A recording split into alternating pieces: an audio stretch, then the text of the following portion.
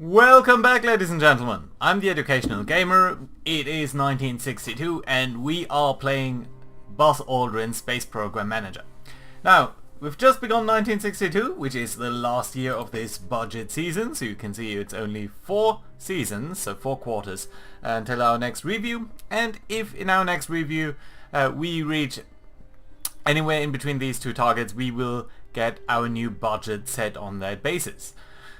So, we are very much in the last throes of trying to push Congress to get a better budget. Now, we have a prestige worth of about 7,000, so ideally I would like to get these extra 5,000 to increase our budget a little bit from 13 million to 21 million, which is actually quite significant considering that right now we only have a budget of 8 million. So, it would be immensely useful if we could make that extra jump, because of course we do want to get to the moon.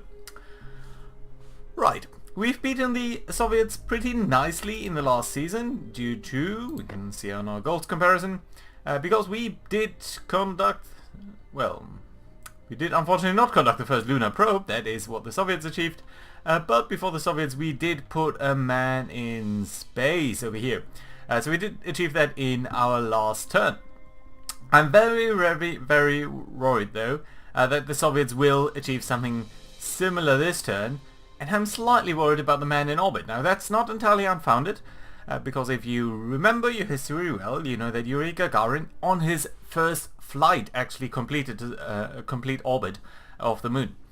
There's an important difference over here. So the man in space is just, as you can see over here, just launching a man, getting him into space, so more than 100 kilometers away from Earth, and then just directly falling back. A man in orbit, on the other hand, means really launching someone so that he could be on a continuous orbit around the Earth and never come down if he wouldn't choose to do so. There's a huge difference in that, because it's relatively easy in terms of energy to get someone up in space. It's very hard to keep him up in space because you need some horizontal velocity and you need to put a lot of energy into that. So this is why these two things are different achievements, and it would be so great if we could win that before the Soviets do. Now we know the Soviets have opened the program to do so, so I'm slightly worried about their progress.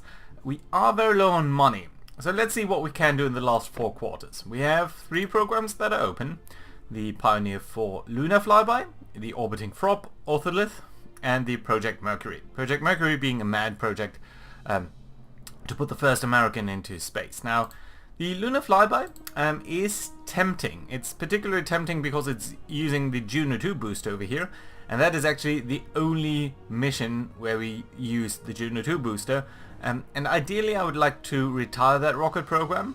The downside here is it would give us quite a bit of prestige, but I'm not sure it would be enough. So we'd actually look for 5,000. So it would be nice to cancel this rocket program, but right now I'm not convinced that this is the best. Orbiting Frog Ogolith over here would actually require a rocket, and I think what we use is the Atlas rocket, which we are also using for manned spacecraft. However, it's not quite there yet. You can see 64% reliability. I'm not confident in launching this. It would be doable, but I'm not sure it's the right way. So, Project Mercury. As you remember well, we have done our suborbital flights, which is actually the trajectory that did put a man into space, but not into orbit. So the next things we could do is to try and aim for this orbital flight over here. This would give us enough points, and it would be great that we could demonstrate to Congress that NASA is really achieving of doing this before the Soviets. If the Soviets were to achieve that before us, this entire mission over here would be worth significantly less, 3,000 points, which would on the other hand be points that the Soviets have. So yeah, I would really like to do that. There's one problem with this, and that is, you can see this mission configuration has a penalty, a very significant one I may say, of 10%, because we have not done uncrewed orbital flight tests. So uncrewed orbital flight tests is the mission before the orbital flight, over here. Uncrewed orbital flight, as you can see. This would give us the achievement, uncrewed orbital flight, so that would be great.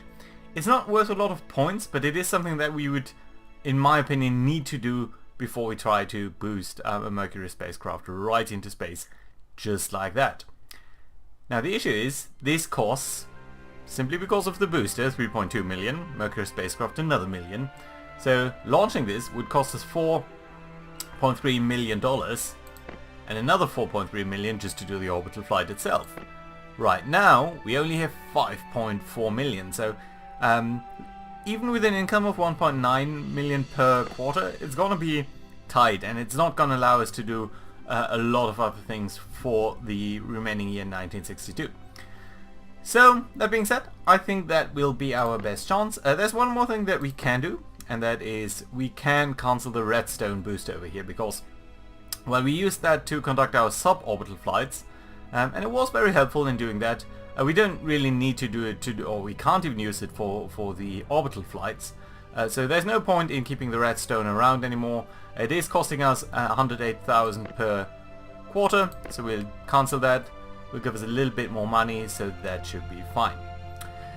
Now the Juno 2, there's only one mission configuration where we want to use that, and you can see we are pretty well advanced in our current understanding of this rocket, or reliability of this rocket.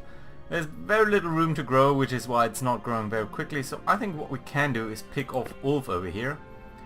You can see Justin himself is nearly doing all the work, so we can pull off Ulf, and then we can pick Ulf, where are you, and send him to advanced training, so that in the future he's gonna be a little bit better at designing rockets, and I think that's fine. Now the other alternative would be to open another rocket program, in particular this one over here, the Atlas Agena booster.